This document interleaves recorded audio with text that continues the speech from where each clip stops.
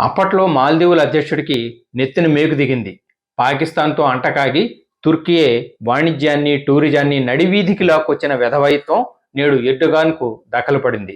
తక్కిన ప్రపంచం అంతా పహల్గాం కర్కశ దాడిని ఖండిస్తున్న వేళ తుర్కియే అధ్యక్షుడు ఎర్డొగాన్, పాకిస్తాన్ ప్రధాని షహబాజ్ షరీఫ్ల మధ్య భేటీ జరిగింది. ఆపరేషన్ సింధూర్ సమయంలో పాకిస్తాన్కు తుర్కియే సాయం అందించింది. భారత్పై దాడులు జరపడానికి డ్రోన్లు సమకూర్చింది. సైనిక సిబ్బందిని పంపినట్లు వార్తలు వచ్చాయి. ఆపరేషన్ సింధూర్లో కనీసం 2 తుర్కియే సైనికులు చనిపోయారన్న కథనాలు వెలుగు చూశాయి. టెర్రరిస్టుల అంత్యక్రియల్లో పాక్ సైనిక అధికార గణం పాల్గొవడం అక్కడ ఉగ్రవాదులకు, పరిపాలకులకు మధ్య తేడా లేదని, అక్కడ ఉన్నదంతా ఒకటే సరుకని ఎలుగెత్తి చాటింది.